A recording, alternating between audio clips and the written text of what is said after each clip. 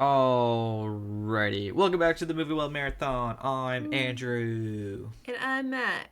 And we are starting a Yay. brand new marathon today. One of our shorter ones, Woo! but still It fun. is Still actually. fun. We did not include everything we could have But, included like, in this. in a way, there's not really a marathon to be had here. True. There's They're not not really a continuity that that keeps connected. going. Yeah.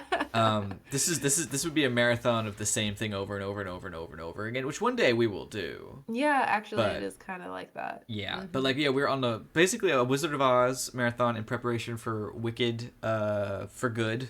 By this point Wicked for Good has come out, but Yeah, we're yeah. ending this marathon with that. So we're doing Wizard of Oz, we're doing Oz the Great and Powerful, we're doing Wicked, and we're doing Wicked for Good. No last minute submissions. We're not doing the Michael Jackson one, we're not doing the VeggieTales one, and we're not doing that one with Zoe Deschanel or the look-alike with that Oh, I weird. did watch that actually. I After thought we made about the it. decision to do this, just I've because I se- got to see it's bad. It's weird. Man. I saw it on Sci-Fi like years and years ago, and I remember the guy's zipper head and the Tin Man just being stuck in a weird statue where he watches his family die over and It over again. is. Yes. I don't want to Uh-huh. include that. Uh-huh. I think that's fine to not do that.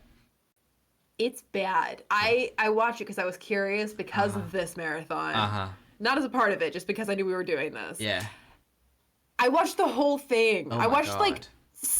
like 5 or 6 hours No, of we're not that doing content. that. Yeah. No, the It's really bad. unless yeah. I don't remember anything good about it. Unless Wicked for Good sucks. The worst one we're going to watch is Oz the Great and Powerful. So don't even worry, Yeah, y'all. yeah. Y'all. Anyway, we're on Wizard of Oz, the classic, directed by Victor Fleming, came out August 25th, 1939. That's amazing. I think this is the oldest one we've done, which is very cool. I was gonna say that too. I think it is. I think it is. Of course, based on the book. Cast Julie Garland, Jack Haley as the Tin Man. I'm going to say who they are because like no one knows these guys other than Judy Garland. Jack Haley as the Tin Man, Ray Bolger as the Scarecrow, Bert Lair as the Cowardly Lion, Billy Burke as Glinda, Clara Blandick as Auntie M, Frank Morgan as the Wizard and the Doorman and the other Doorman and Professor Marvel and the Carriage Driver, Margaret Hamilton as the Wicked Witch of the West, and then Terry Iconic. as Toto. So yeah, this would be an interesting one because I think. Sorry, I didn't mean to cut you off. I had No, a, I feel like a disclaimer might be good. I didn't Yeah. write one down or anything. Just like anybody who knows anything about the filming and production of this film knows that there was a ton of really Yeah. like shady, awful things that Yeah. happened. I don't Um, want to excuse it. It is no. worth noting that Hollywood was just kind of like that Yeah. back in the day, but it is worth saying Yeah. that I the wasn't. creation of the film Uh-huh. is a little rough. That is, I think that's good. I wasn't gonna get into that too much. I've heard all No. the things. Yeah. The one I saw that I wanted to bring up is that Toto got paid more per week than the little people did. Yeah. That's just scratching the surface of what they went through. The dietary restrictions on Garland, the toxic paint for the original Tin Man. The silver dust for the original Tin Man, the corset thing she had to wear because she had to look like she was like 10, she was 15. Yeah, it goes on and on and on. There Pretty are sure the issues. lion But- suit is an actual lion pelt, which at the time definitely wasn't weird. I don't love it these days. You know, like that would be kind of strange. You would hope they didn't kill a lion specifically for that. You really hope they had it laying around. But like, who Yeah, knows? Who that's knows? fair. Anyway, we're getting into more of the fun. You know, we're gonna try. Yeah, we're gonna think about the world of Oz, Gotta not try so to keep much it the light. production of Oz. Okay? Try to keep it light. Yep. But that's not to say that this movie didn't have issues, and we are aware of it. It's almost 100 years old. That's gonna happen, unfortunately. So, see, I was about to say, I was gonna say, I think this movie, much like Princess Bride and Nightmare Before Christmas, is like, why would you really walk away from it hating it? Historically, I get it. I absolutely understand whether it could leave a bad taste in your mouth if you watched one or too many documentaries about it. I totally understand. As a movie, with what it is and what it's trying to be, why would you walk away disgusted? Yeah, no, You know, like so charming. It's charming. It's a so classic. charming. It's also it is a literal, like, it's a milestone. It's a pillar. It's a granddaddy of filmmaking because it's the first color film thing. I Like, mean, imagine the theater reactions. I wish we know. had like a fly on the wall in those Yes. situations. I honestly I think about that a lot because I'm that level of nerd. If I had time travel, that's the kind of shit I would do. I'd go back, I'd watch this, see what people's reactions were. I'd watch Luke, I'm Your Father. Kind of like I'd go back and I'd watch these things just to feel what they felt. Because what a cool experience. We did live one of those moments. I feel like We did. Endgame. Endgame is one of them for sure. Is one them. of them. Yeah, we did get that. Anyway, Wizard of Oz. Anyway, I'm curious. Since just we touched on it just for a second, the reveal of the color. I saw Corridor Cruise video on this, so I know how they did that. Do you know how they did that? Not the technicality of how you make the like the film to get color on TV. Like let me just explain color film to you guys. No. The shot where it goes from gray Dorothy opening the door to then blue and white dress Dorothy. How did they do that? I don't know the details, but I'm pretty sure it was just a color set trick where there was a stand-in for Dorothy who was wearing a gray costume and maybe a grayed out wig for her. Gray set right for the house, and you open the door and she steps out of frame for a second and actual Judy Garland walks in the color outfit and everything is color beyond the set. 100%. That's exactly how they did it. Okay. They had a Judy that was painted gray completely. That's exactly right. So, yeah, good stuff. Yeah. And I mean, it really is an awesome transformation. It's still fun to this day. I mean, there's a lot about this film production-wise that you could have issues with, but there's a lot of detail in the creation of these sets and the art. Like, I mean, the costumes are amazing, and they're like layered and complicated and well crafted, from what I could tell. The forest set when they're walking the road and going through the forest, it's beautiful. I mean, lush and full and thick, and you feel crowded in the shot. It's very cool. There's a lot of really beautiful scenes in the film. I don't know if I get lost in the painting or if I'm just dumb, but like I know that they're on sets, but often I feel I do see the backdrops quite a bit. I see it, but like I get caught up in the wonder, and I feel like it's expansive. Like I can see the line where the painting ends, like, and I know Oz, the city, or I'm sorry, the Emerald City is a painting, but like in my mind, I still get caught up in like, oh, it's like a mile away. Look at how expansive these fields go. Like whereas we have movies these days where I feel a little more confined. I know there's sets. Yeah. I thought about that too. I think it's because of the way they did camera work in this film. Really? And okay. maybe just camera work in general for like earlier films or maybe like musical films, because they couldn't move cameras as smoothly as you can move them today, because cameras weren't the huge like rig that they maybe are today. The following an actor was really hard to do. So whenever an actor had to move, you had to have like a wide shot essentially for it. And these actors move. Like that was one of my notes. Like these guys are stage acting, which means they are overacting a tad for the film. A tad, but like, it's the tone, it's the vibe. It is the tone, exactly. Because they're overacting a little bit, everything that's ridiculous feels a little bit more normal.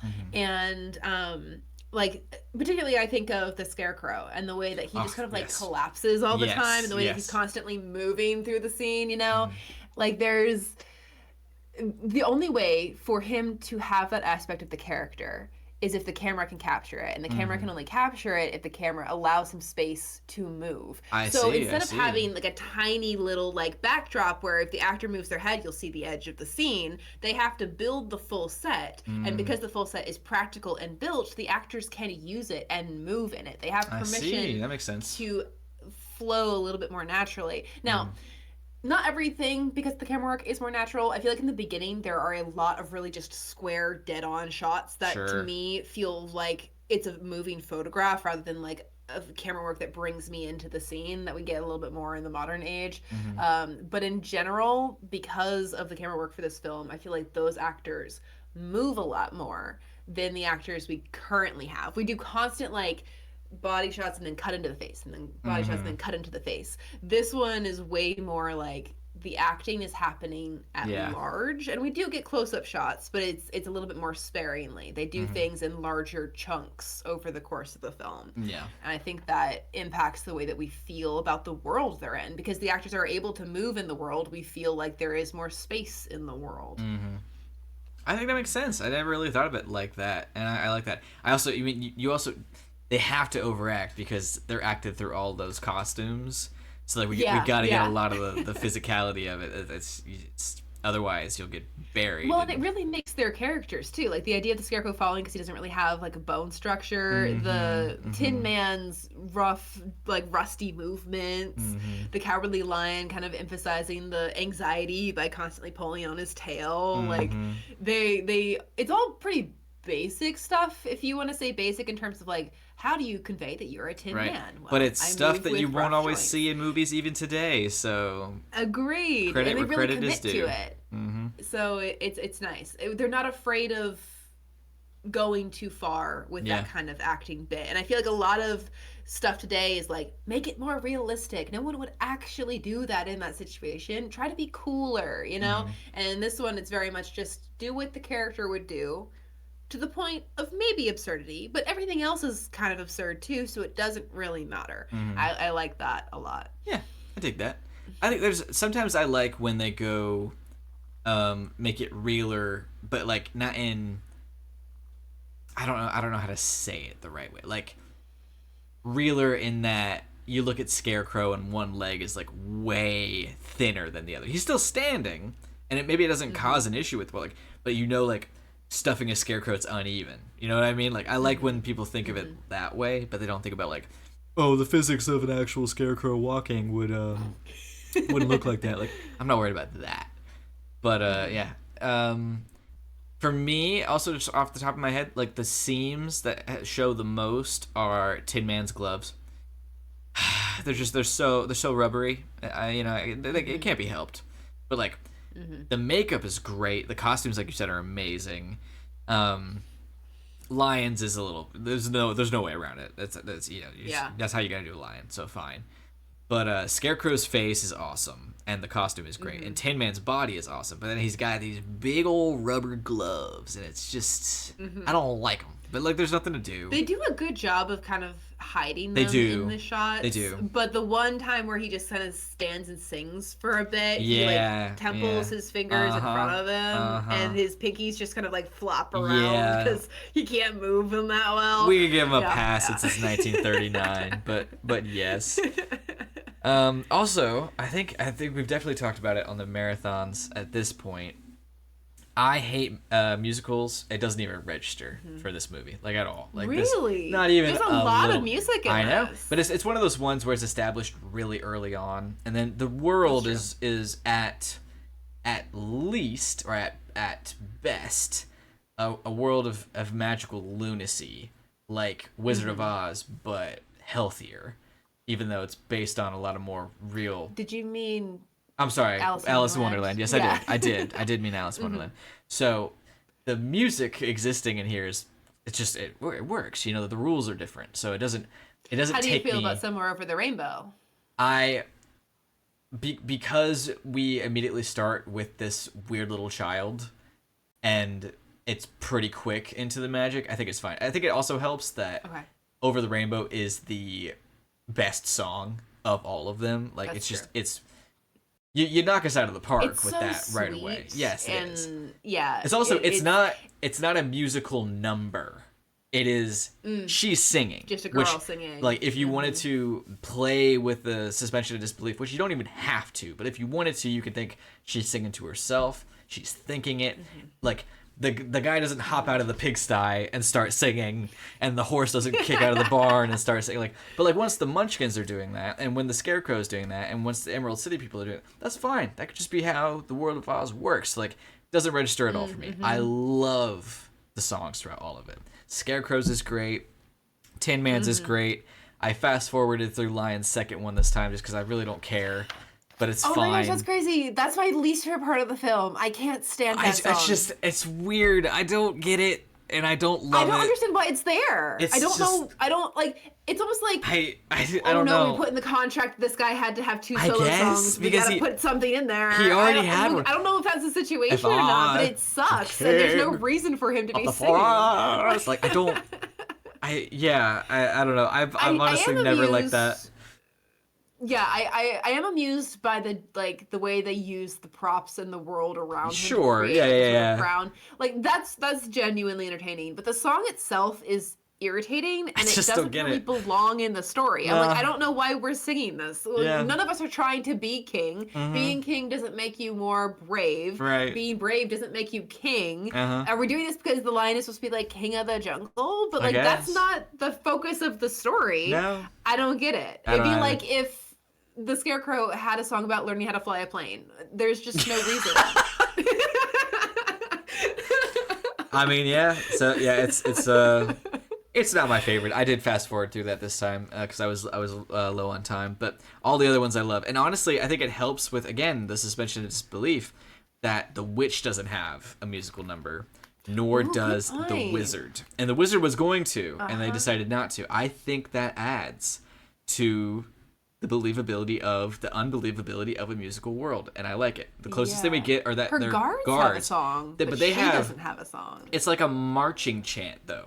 Like Yeah, our soldiers have marching chants, so like I really like that, and I think for the most part, the tone is kept even, where the songs are separate from the serious spooky stuff. Like, they don't sing a song when they walk through the forest of ghosts or when the flying monkeys are tearing people to shreds. Like, the serious stuff actually ends the music multiple times. It does. Yeah. Like, Why'd the you point that out? I can't think of the Munchkinland song. Yeah, the Munchkinland song. La la la la la la la la la, and then explosion of red smoke, and it just kills it.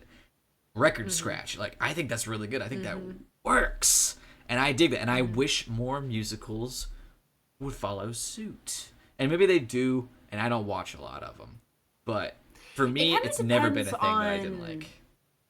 Yeah, it kind of depends on the nature of the musical. In this instance, The Wizard of Oz, it's not truly classified as either of these things, but for the sake of the conversation, I'm going to argue something. It's not so much a drama as it is an action film. It's neither of those things. But if we had to put it into one of those two categories, true, it's about character development as much as it's about anything else. But in order to develop that character, they have to adventure through the land of Oz, deal with several obstacles along the way. Like, everything they're dealing with is a physical obstacle. It might be a metaphor for growth and development, but ultimately what is actually happening in the story is action adventure. It's a quest. It's a journey. Yes. And if the musical is an action story, or it's about physical obstacles, external conflict, then generally there is not music in a big confrontation because nobody has time to sing while they're physically fighting someone on stage. That's like just hard to do. The big exception I can think of is probably Les Mis, but even then most of the songs are the emotional moments around the violence rather than the violence itself.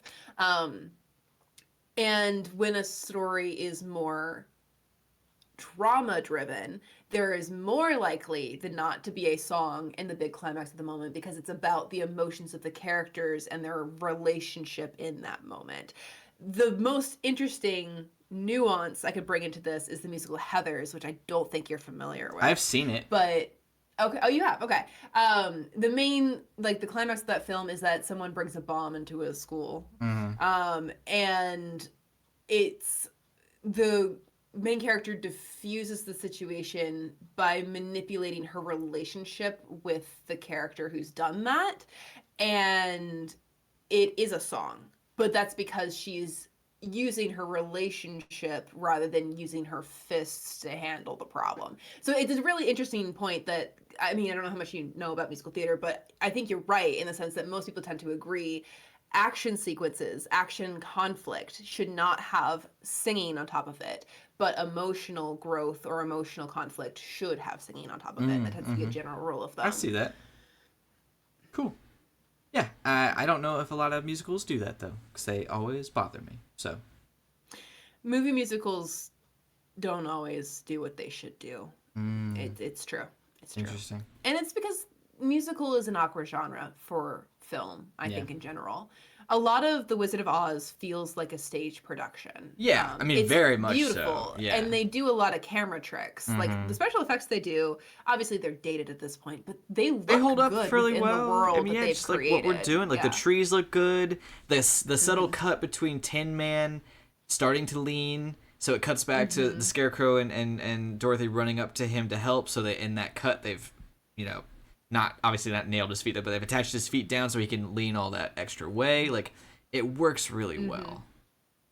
And there's a handful of those. So they do a lot of clever things. I mean, even like, the painted backdrops are gorgeous, and they melt the painted backdrops into the scenery extremely well. All that's like kind of basic stuff for film, but some of those seams are like very visible in the shot, right? Yeah. And it's still, you have to look to find them, because like the one where she's leaving Munchkinland is the one I'm thinking of, and I think that's the most obvious one. She's just walking towards the wall.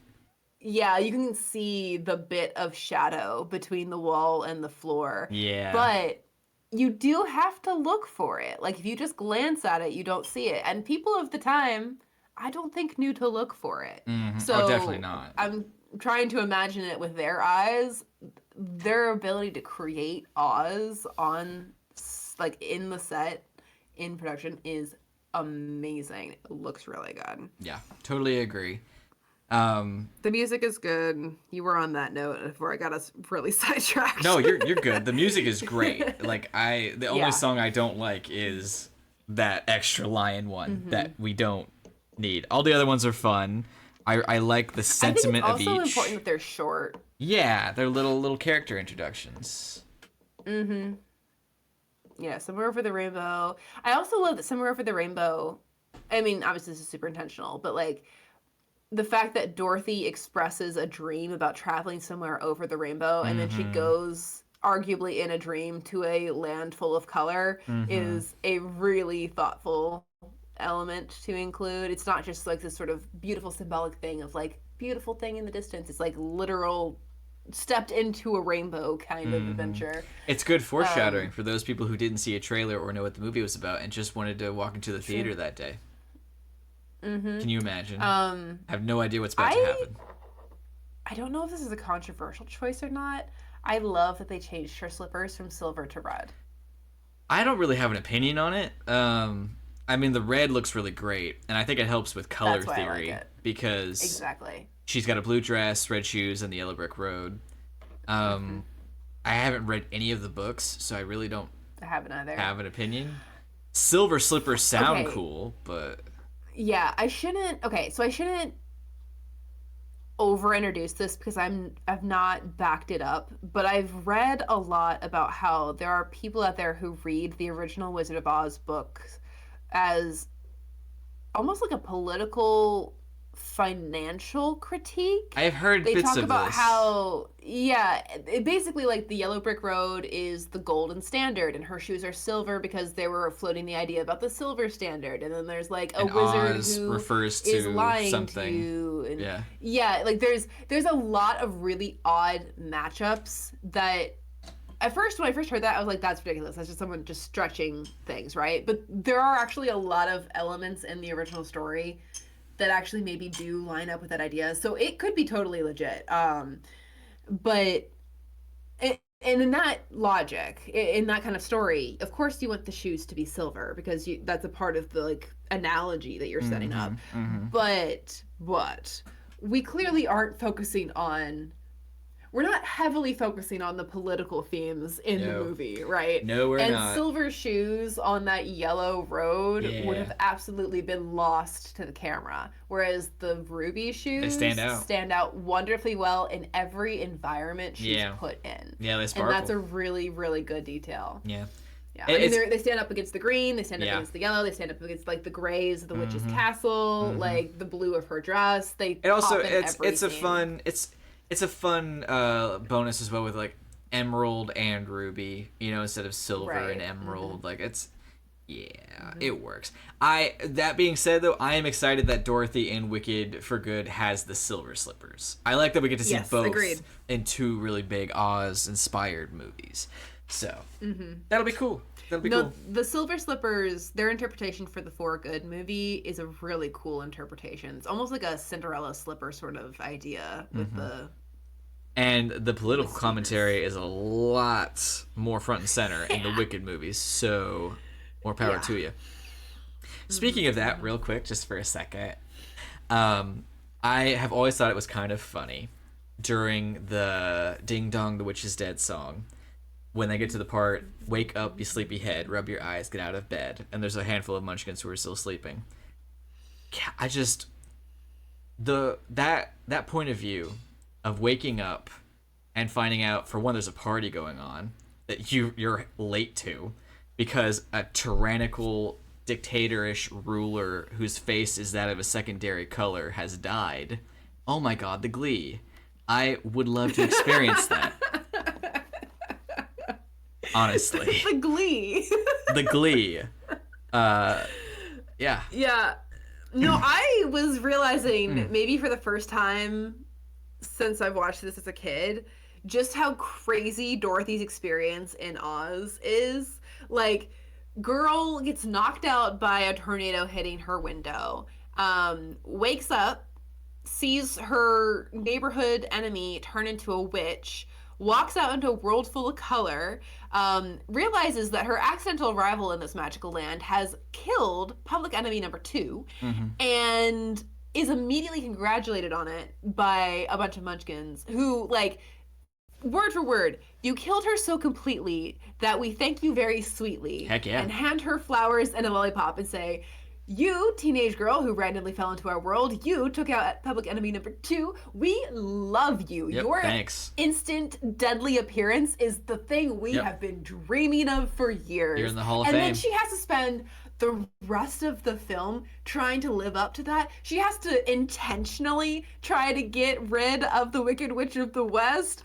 Like, she's like, I'm 13. Yeah. Or maybe not even. Yeah, like, not even. That's insane. That's actually kind of crazy. And they actually do communicate that pretty well in her character. I just, as a kid, hadn't really fully thought it through, you know? I was just like, of course, that's what happens in books. Crazy things happen. Yeah. But Just like, roll with it.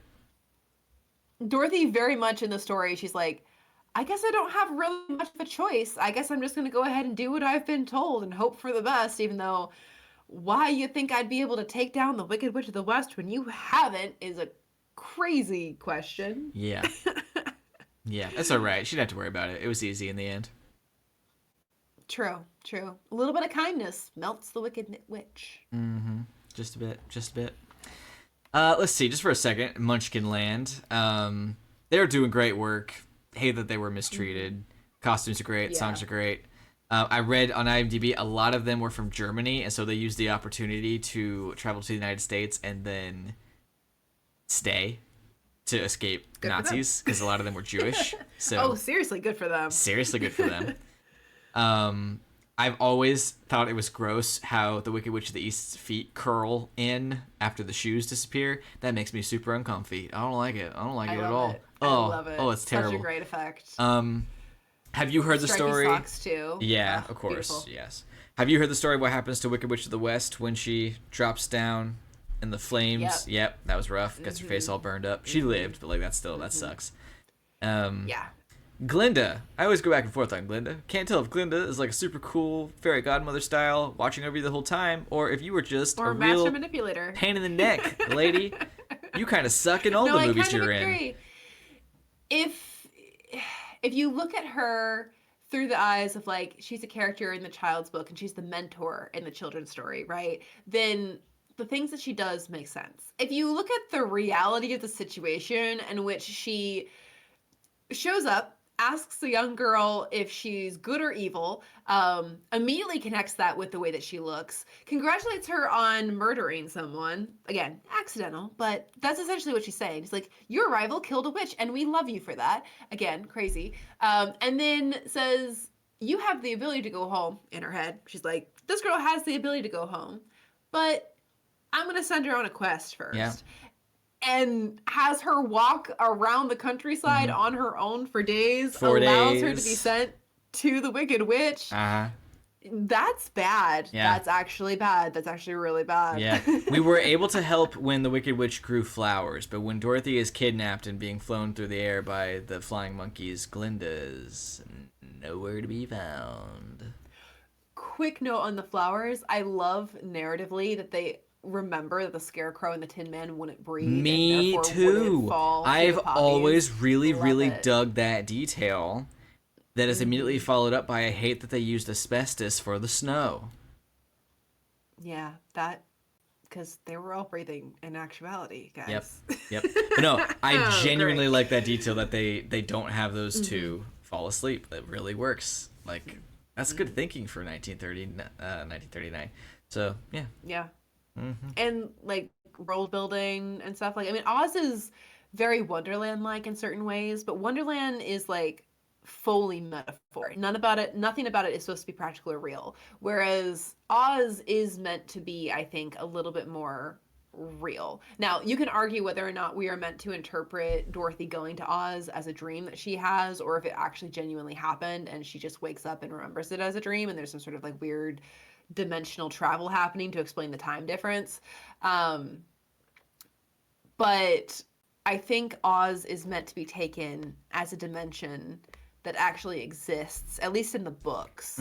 And that means that there's a lot more attention, I think, just in general with like the world. Like the Munchkins feel like a genuine culture. It's a little cartoonish, but they feel like a genuine culture. They have different societies within the culture. They have like a leader. They have a mayor. They have like a little priest. They have a coroner. Yeah. They have their own modes of transportation. They have like a cultural values, you know. A tiny little army. Yeah, there's a lot going on. The witch even has like her own like established source of power. She has an army. I forgot that her guards were green, so arguably she's a part of a green people who live in Oz. Maybe. It's hard to say. Yeah. Or maybe she turned them into that. Who knows? Yeah. Who knows? Who knows? Who knows? Who knows? But like, there's just a general amount of world building and thought. Like, I mean, even like the wizard. The wizard ends up being someone else who's come from our world, and there's thought put into how he should reveal that and how he got here. And how he got here is very much the same as how Dorothy got here through the wind. So there's an element of the story that is meant to be taken a bit more seriously in terms of like, I was here and then I was there. Whereas I think in things like Alice in Wonderland, I think it is supposed to be way less. She needs to actually travel to these places for the story to work. I think it's way more just like, and wouldn't it be crazy if this happened? Yeah. I like the version where, I mean, for all of these, I like the version where it is just a separate world, and it's just like John Carter of Mars style. There's a body there's a body here, you're separate from it, you can come back to it, something like that.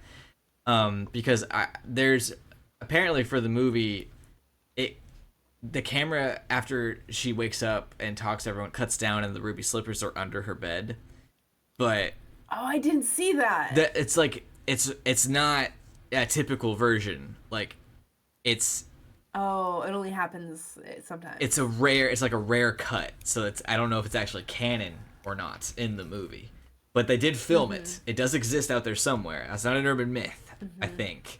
So I like as well that it's supposed to be real. It also, there's a lot of this movie was trimmed because it was considered too extreme or too scary for families. So there is a shot where the house is completely engulfed in the tornado, which helps with the whole idea of it traveling. You know what I mean? It's like we don't in the quote unquote real world, we don't actually see the house get engulfed by the tornado.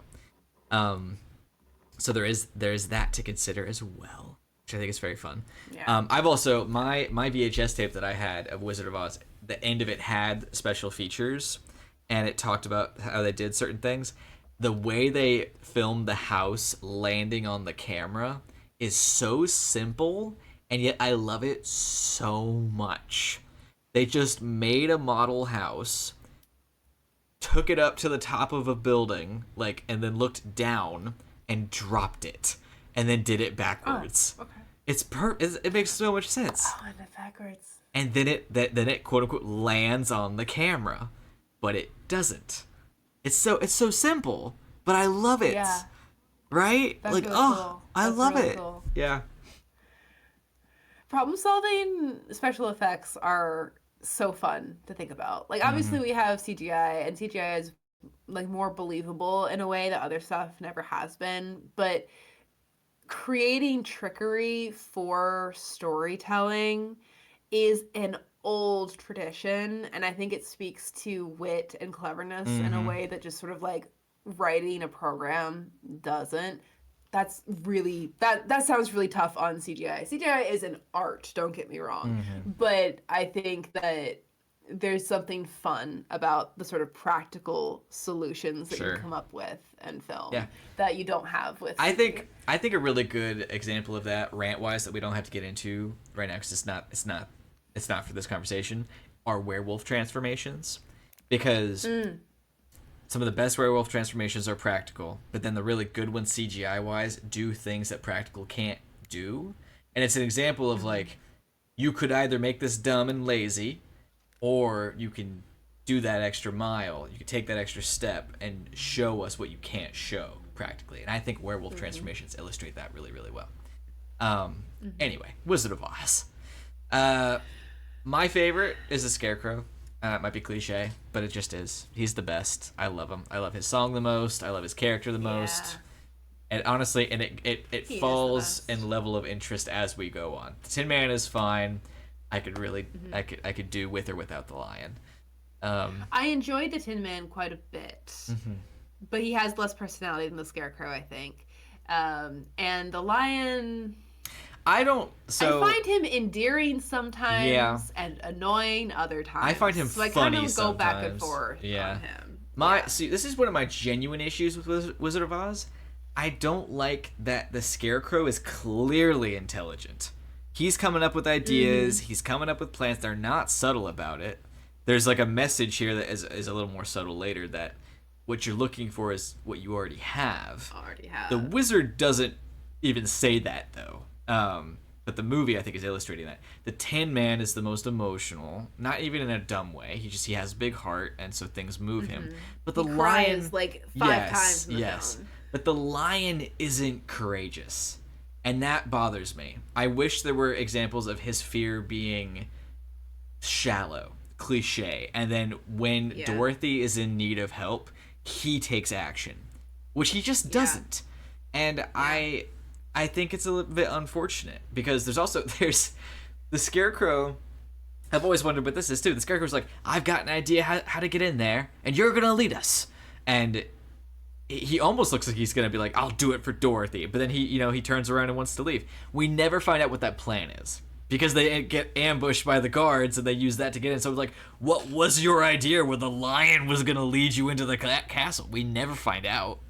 But I honestly wish that they were a little more consistent. And I honestly, even though I know nothing about the books, I wish it was more laid out at the end where, well, what about Scarecrow's brain and Tin Man's heart and Lion's courage? Like, what are you talking about? Look at everything you did on this journey, Scarecrow. You're clearly intelligent. You obviously have a brain. And look at how moved you were at this or that, Tin Man. Like, you have a bigger heart than anyone. And Lion, of all the things, like, look at what you did. You can't, like, and then you explain to the kiddos that bravery is not lack of fear, but acting in spite of it. Because honestly, the biggest little like face-to-face, hey, consider this sentiment moment is when he talks to Tin Man and says, remember that something, what is it? The size of your heart, or break. No, not that. He says, your heart is not measured by how much you love, but by how much you are loved by others. That could be interpreted very poorly, in which you're putting all of your self-worth, that's a bit of an exaggeration, in the hands of other people. When another sentiment is... pleasing. Exactly! Like, I honestly feel that big emotional moment should be the revelation that, like, adults know, but like, for kids, like, courage is not lack of fear. It is doing the thing despite being afraid, and you did that the whole time, Lion. You are very courageous. Like, I would love that because it's mostly played for jokes for Scarecrows. Like, here's a nothing diploma. Now you can do algebra right off the bat, and it's hilarious and fun. Here, Tin Man, here's a fucking clock. And just remember that you need to be loved by others for your heart to be worth anything. And Lion, here's a medal because that, sure. The wizard's gifts, I think, are actually super interesting from a sort of like construction standpoint, like a narrative standpoint. Obviously, the film is doing the whole like the thing you wanted, you had the whole time bit. Like the Scarecrow consistently is the one coming up with plans. The Tin Man is crying like when we meet him, and of course the Cowardly Lion. I agree with you the fact that like the Cowardly Lion doesn't really have a moment where he is courageous, but I like it. You could have done something along the lines of like you were scared but you did it anyway. The biggest issue is that his bit, like the Scarecrow's bit of falling down and the Tin Man's bit about getting stuck, his bit was running away from things. So like it kind of feels like he was forced into a lot of the situations that he was scared of rather than choosing to do the thing. But you still could have done something. There's an easy fix there, especially in like in the battle with the witch, he charges at one time. Exactly. I was gonna say all you have to do is have him run towards the thing rather than run away. Like that's perfect. It's right there. It's right there.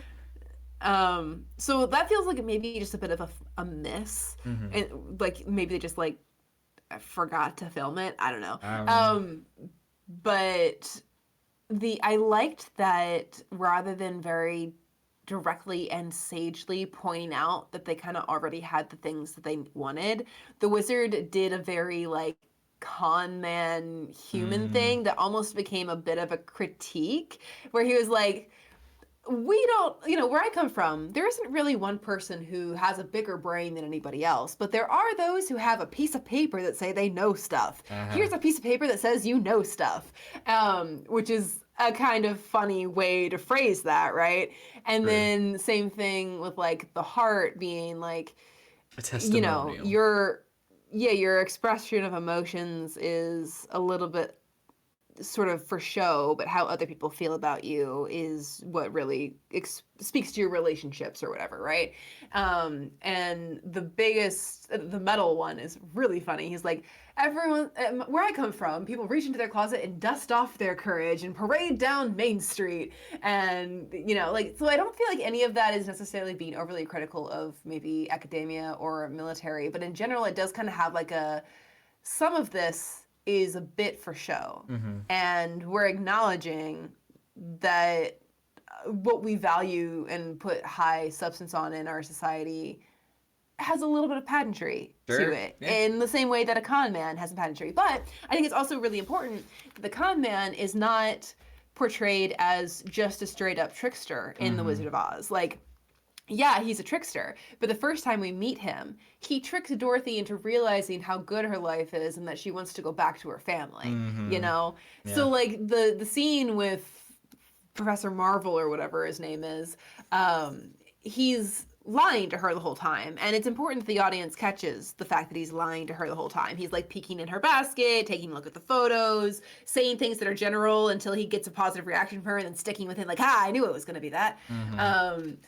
But he does it the whole time with the intention of trying to very softly and kindly make her realize that running away from home is not going to be good for her at her age, and that she needs to go back to the people who care about her. His manipulations would not have worked if Auntie M didn't have some sort of positive relationship with Dorothy, because he says, there's a woman who's crying, and Dorothy goes, oh, she's worried about me. So, like, Dorothy is the one who says, I have a safe place to go back to, and then he says, okay, let me push you into going back home where you should be.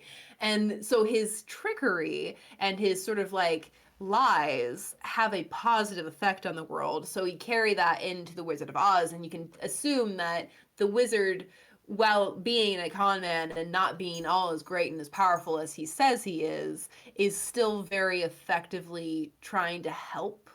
Or maybe not super effectively, but he is trying to help. Where it interestingly falls apart is his total inability to fly his own like air balloon Uh-huh. means that Dorothy gets left behind. Yep. And there is, I think, a bit of commentary on some incompetence of leadership on that one, sure. for sure. For sure. Very much so. I also, just because I look around the frame, if Tin Man hadn't kept untying it, they would have been fine. Yes. But he's like... Well, he's undoing it because as an actor, he has to get the balloon I understand, but like, put someone in front of him so that we don't Seriously. see that. Like, but Seriously. yeah, that's... It's also, I mean, who knows what's going to happen to him? I mean, the other movies existing help us understand what happens because it's implied in that movie that they're going to fly back to Kansas. We kind of know there has to be like a twister for that to happen to an extent, so he's just going to land out in a field. He'll be fine. He can come back. I just talked about how the wizard as a character in this is used rather intelligently. My favorite version of the wizard is the version that we get in Wicked, where he's just a straight up con man. He's just a dick. Lucked himself into a position of power and has no idea how to effectively and responsibly use it. I think there's a version of the where we get a well-meaning carnival performer who lands in a place and uses his knowledge of technology to help people either by making them feel comfortable, trying to survive as well, so putting himself in a position of power. But, like, we won't talk about it too much, but Oz the Great and Powerful, I think, is gross. And, of course, the Jeff Goldblum moment is gross, but he's, like, gross on purpose. So I don't... I have not seen a good version of the wizard, other than this guy, 'cause I think we don't see enough of him to argue with the sentiment that I am a very good man. I'm just a very bad wizard. And I would love to see that version. I think that would be great. Because I like the headcanon, and I don't think I made this up. This is definitely out there somewhere, that the wizard is every guy that Morgan plays in the movie. Because he wants to interact. He wants to interact with the people of Emerald City. So he, he's got his ear to the ground, and he's using all his different disguises so he can be a part of it. He's the doorman and the guard and the carriage rider. That would be very in line with the character of the wizard as presented in the Wizard of Oz. Like the idea of putting on a tacky little costume so he can just be amongst people and trick them. And I like it. I agree. I like it a lot. I think it's fun because it's also it kind of falls apart with the carriage driver because he has to change and stuff like immediately from the doorman. But at the very least, he's the guard who decides who does and doesn't get to go see the wizard because he's got to vet people coming in. But I like to think that he's all of them, just because he's an interesting guy. Fun. Yeah, that's really fun. Yeah, kind of on that same note, having her real life friends be the friends that she meets in Oz is an interesting pick. I think it works, but particularly for the idea of it being kind of like a dreamland thing. But I've always wondered about if there was supposed to be some sort of larger storybook lesson in the sense that Dorothy associates intelligence, courage, and a heart with the different hands, farm hands that she lives with. I didn't see anything other than just characterization. So I guess there's nothing really there. But I've spent a lot of thought and gotten absolutely nowhere in that area. So it feels like that's unfortunate. Spinning my wheels a little bit. Yeah. I wonder who did that first, Wizard of Oz or Alice in Wonderland, with there being parallels between the real world people and the fantasy world people. I think Alice in Wonderland comes first. And I read Alice in Wonderland. And I can't remember any one-to-one parallels. But I think the newer Alice stories tend to do the Wizard of Oz thing. I see. Where they see parallels. I think it's a Wizard of Oz thing. Cool. And I think it's unique to the movie. I don't think the book does that. Like Wizard of Oz, you mean? Yeah. Yeah. Well, that would make sense actor-wise. True. Yeah. Okay. What else? I mean, do we have to say? The witch is very successful. She's super spooky and fun, and the actor is killing it. I It's have always really found. genuinely iconic. Mhm. There's no other witch that's No, more no. than her. I have always found the shot where the flying monkeys are like in the background as she summons them and she yells "Fly, fly!" I've always thought that was like genuinely spooky. How they just kind of come out of Mm-hmm. nowhere. It's cool. Mm-hmm. Those things are There's so terrifying. much she does that's genuinely Yeah. terrifying. Like, Well, have you heard about the episode of Sesame Street that they couldn't air? I think I don't know if they. what? Let me double check this real quick because I did learn of this on the internet. Um, and I'll edit the silence out for a second. Can spell Sesame. Ooh, Sesame actually, Street. Yes. quick throwaway thing.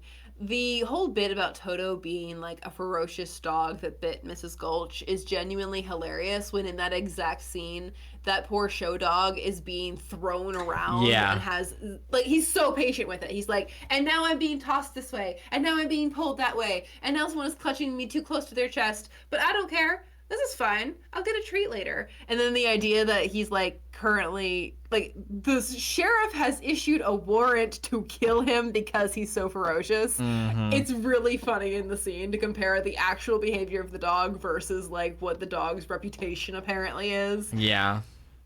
Super funny. It's good stuff. Okay, let me almost got it here. If you have anything you'd like to add historically or artistically while I'm looking for this for our you know, avid listeners, go ahead. I don't really have any history, I don't think. Not beyond what I've already mentioned. Cool. Do you have a least favorite moment or character? Hmm. We already talked about the lion. I do feel like I go back and forth on him. I would prefer it if his character made more sense, and then I think I would like him better. But as is, he's sometimes irritating and doesn't make sense, so that's kind of irritating. Um, I guess that's probably the only character I'd actively dislike, unless of course we were to take in a sort of like antagonistic stance on Glenda, because Glenda's a bit. She's very condescending. Even in her interactions with the witch, like Dorothy is scared out of her mind, and Glenda's like, "This is a regular Tuesday," which I Mm. think is why that scene kind of inspired the author of the book Wicked, McGuire, I believe is his last name, to write it. Because apparently, the one line that kind of kicked off his story with Wicked was the Wicked Witch, rather than saying the Good Witch Glenda or whatever, calls her Glenda by name, almost like there's like he feels like there's history in the in like he's like and Glenda, and he's like there's must be something. Maybe these girls like knew each other before. Maybe they went to school together, and apparently that was as all he needed to get the idea of Wicked going, which is wild because Wicked is a lot different than the Wizard of Oz. Wicked the book, that is. And then I've always felt like Wicked the musical is a fantastic bridge between Wicked the book and its inspiration in the Wizard of Oz film, Mm-hmm. because the book is not for kids and it deals with very strange taboo things in kind of strange taboo ways. It's Mm-hmm. very much more a commentary on like society and power than anything else. Um, and Wicked the musical is that too, but Wicked the musical is like, let's take all the fun nuance that this story added and pick it up out of the really controversial stuff and just do that. Mm-hmm. And they do that by returning it to the stage, by making everything bright and shiny again, by simplifying the story a little bit like a film would do, and once again making the story a musical. So it's a very interesting thing where like Wicked the stage musical is almost like a child of Wicked the book and the Wizard Mm-hmm. of Oz film specifically. It's weird. And it is strange to think about it in terms of like chronology, or like trying to make the timelines all fit.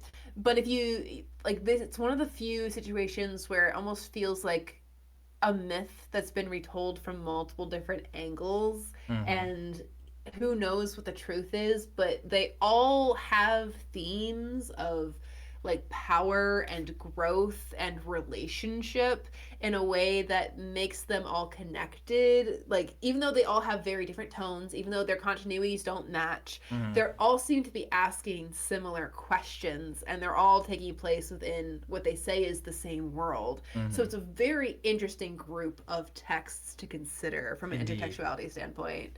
Indeed. And then Oz the Great and Powerful fits in there somehow. Yeah. Yeah. Yeah. So, yes, during that I did find out it's not a banned episode. I misspoke. But there is an episode of Sesame Street that came out in 1976 where the Wicked Witch blew into Sesame Street. And she was creeping around, she was talking to people at Sesame Street, and they were supposed to explain how it's a character. And like the actor explains the psychology of the character in the end and all that. But it terrified children. And they got a lot of letters from angry parents about, quote, screams and tears. Yes. And apparently it resurfaced in 2022 is when I saw like a clip of it on TikTok or something. But I could have sworn, like, the way they were talking about it resurfacing was kind of like Sesame Street wanted to keep it away as to no longer terrify children. I can't find any info on that right away, but there is an episode of Sesame Street where the Wicked Witch of the West shows up and terrifies a bunch of children. So that's hilarious. I love it. I mean, I was gonna mention, like, there are some moments in this film that are genuinely pretty dark. Now, you don't like get any gore or anything, but multiple times to her face, which is clearly terrified, the Wicked Witch goes, "I'm going to kill you, little girl." And like, there's a giant creepy gothic red hourglass that is counting down to Dorothy's death while she's all alone. She doesn't even have Toto, and she's going to die because that's the only way the witch can get the shoes. Genuinely terrifying, honestly. I think the Twister is genuinely terrifying too. The way they frame that, how big it is, how it moves. I've always found that super spooky. And then, of course, Scarecrow gets torn to pieces. You know, the flying monkeys are. It's such a good use of. It's a term used now to describe really pitiful little goons, like a family squabble, and you have people on your side, so they call them like the flying monkeys. Like the flying monkeys don't get enough credit because they are kind of spooky, and they got shit done in this. And I can say right away already, it's one of the only things I like about Oz the Great and Powerful is they nailed the flying monkeys. They're terrifying. But that's for next week.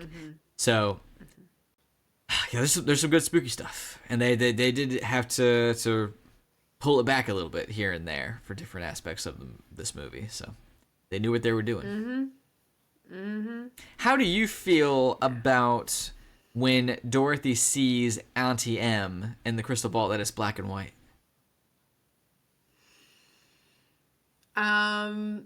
I didn't overthink it. I just kind of thought it's her world, so of course it's black and white. I think. Do you think she comes from a world of black and white and she doesn't know what color is? Because like, there's no way. Obviously, narratively, like if we're looking at it as a piece of literature, the film creators are using color and black and white to indicate the difference between the reality and the fantasy that is Oz, right? It's like using a different font to communicate what the events that happen in Oz versus the events that happen in like on Earth, or in Kansas, maybe would be a better way to put it. I do think it pretty heavily suggests that she comes from a world of no color. If we're gonna get technical about it, I mean, even after she experiences color in Oz and brings her experiences from Oz into her world, there's still no color. So I would argue that there is no color in Kansas, according to this film. I get that, but then Dorothy wouldn't know what the yellow brick road is. Okay, good point. I think if they had the ability to do so, they would have used a dull color in Kansas. But since heavy filters probably weren't a thing, I'm going to guess they just went for the extreme black and white versus color. Oh, you know what really You know what really kills the theory that there's no color in Kansas? The song is Over the Rainbow. Over the Rainbow. I mean, you So, no, you can't. could. No, No, you you can't. can't. You genuinely can't No, because it you has to. You have can't. to. Yeah. Yep, no. Mm-mm. Okay, so I guess there is color, but in terms of like how we see the story told, there is no color. I don't have an Which, issue with how they want to interpret. I think in Oz, the fact that we see Auntie, because we're not getting a window into their world. That's the witch fucking with her. So that was just an interesting choice. True. Where like they thought, well, this is Auntie M, so Auntie M has to be black and white. But no one was like, well, actually, it's not. So what do we want to do here? Like, it's very much, I think, just for the audience. But I don't think the audience would have I noted hadn't even it. thought about it. Yeah. Now, to be fair, I think I would have noticed her being in color, and I think it would have taken me out of the story. So I don't think people would have. I feel I don't think it's thought about enough because of the movie worlds we grow up in.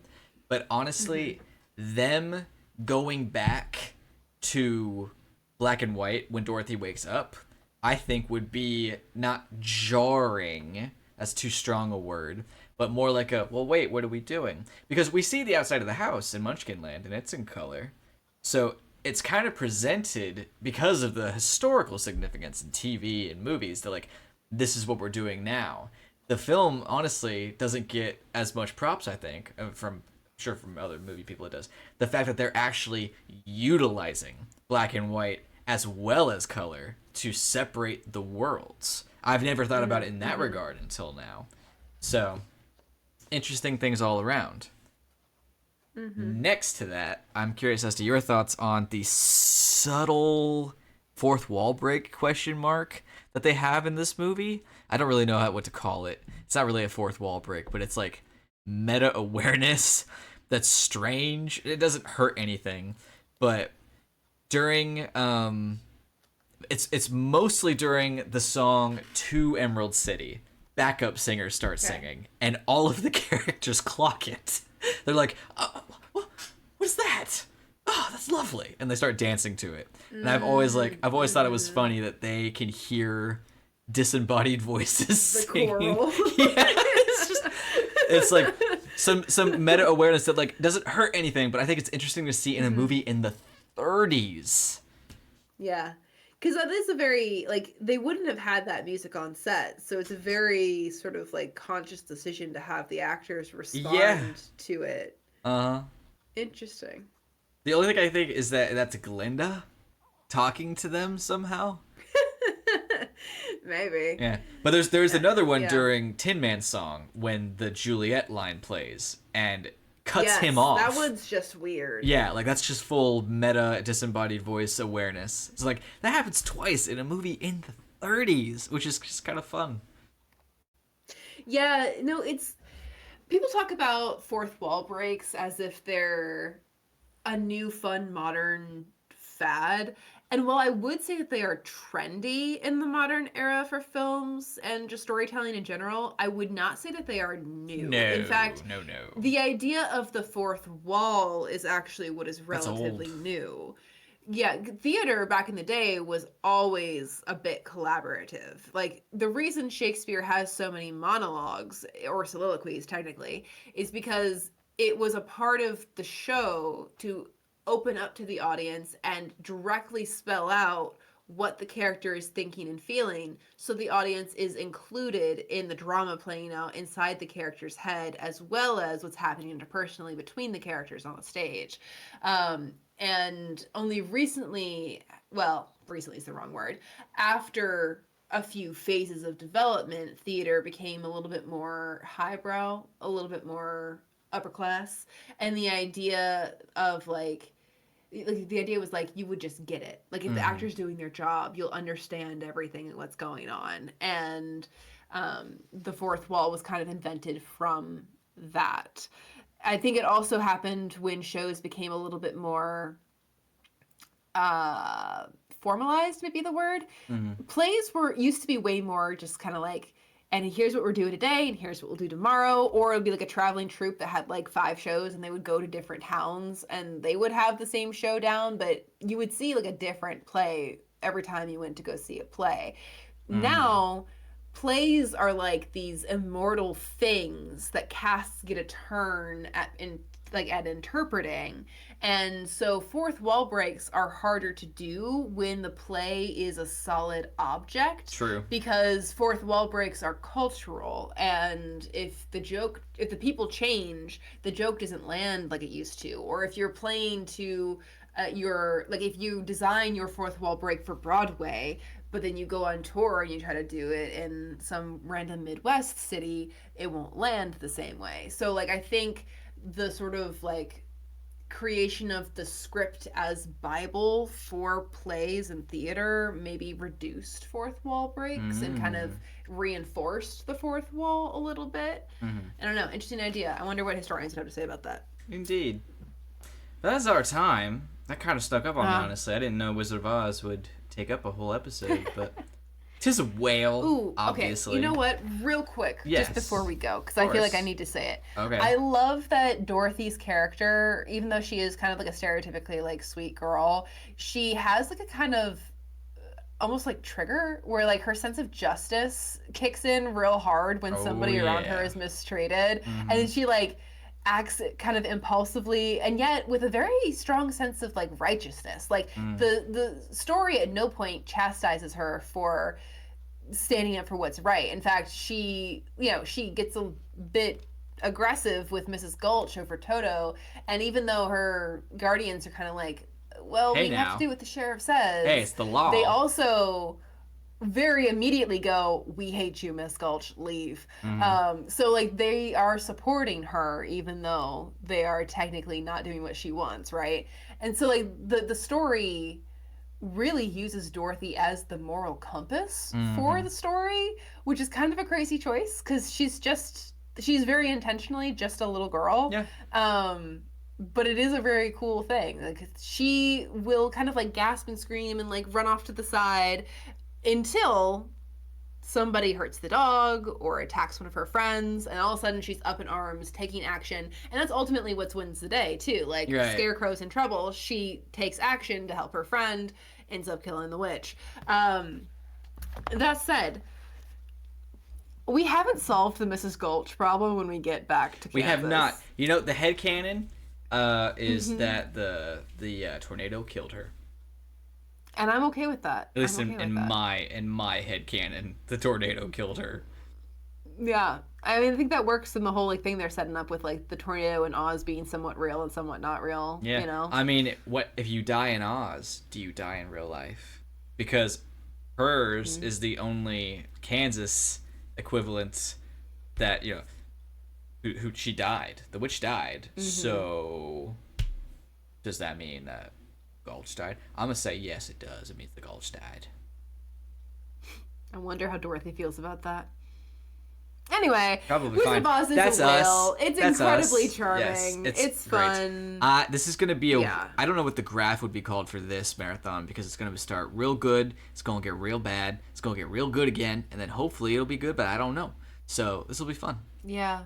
Yeah, it kind of jumps all over the place. I have a high standard deviation. Indeed. I have a trailer rant next week. Just be ready for it. All right, bye. Okay.